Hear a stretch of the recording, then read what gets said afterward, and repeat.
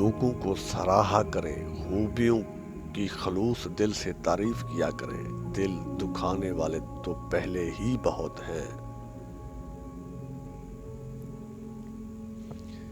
یہ پڑے ہیں ہمارے خواب، ناکامیاں، انا، غرور، اکڑنا، امنگیاں، جھگڑے، فساد، مقابلے، حاصل اور لا حاصل۔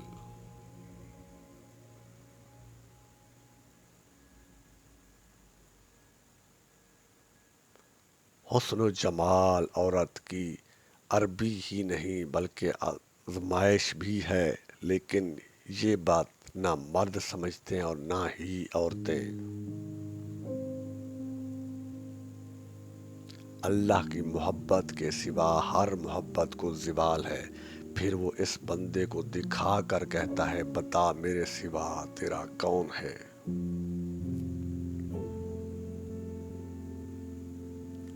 اگر آپ چاہتے ہیں کہ آپ مرنے کے بعد بھی زندہ رہیں تو زندوں کو زندگی دیں، کبھی دین کے ساتھ، کبھی صلہ رحمی کے ساتھ، کبھی مشورے کے ساتھ، کبھی مال کے ساتھ اور کبھی اخلاق کے ساتھ، پھر دیکھیں موت حیات کے ساتھ کیسے بدلتی ہے۔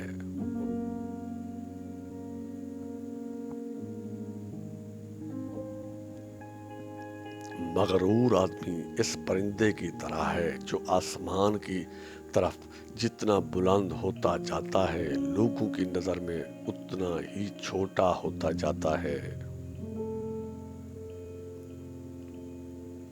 اپنے آنسوؤں کے لیے کسی کا کندھا تلاش نہیں کیا کریں، بھرم کھو جایا کرتا ہے۔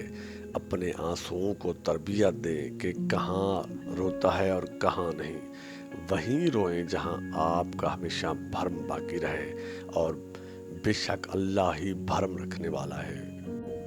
کچھ لوگ اپنے خلوص کی وجہ سے اور کچھ لوگ اپنی منافقت کی وجہ سے عمر بھر یاد رہ جاتے ہیں۔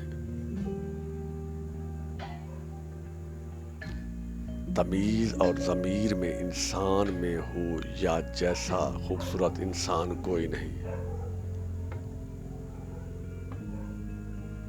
اپنے حصے کا کام کیے بغیر دنیا پر بھروسہ کرنا حماقت ہے، اور اپنی محنت پر بھروسہ کر کے دعا گریز کرنا تکبر ہے۔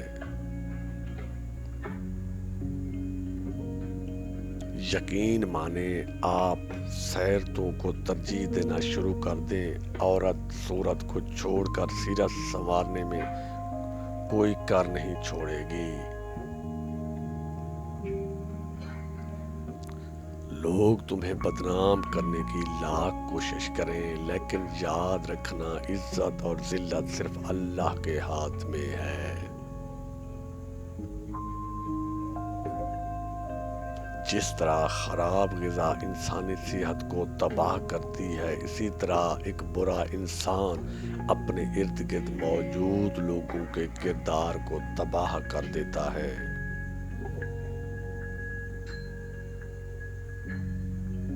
یہ بات سمجھ لینی چاہیے کہ ہر شخص آپ جیسا نہیں سوچتا ہے اور نہ ہی انسان آپ جیسا محسوس کرتا ہے۔ انسان کے معاملے میں ہمیں اصول پسند ہونا چاہیے، اصول پرست نہیں۔ انسان غلطیوں سے سیکھتا ہے، مگر جو غلطی پر غلطی کرنے کو عادت بنا لے وہ سیکھتا بھی بھول جاتا ہے۔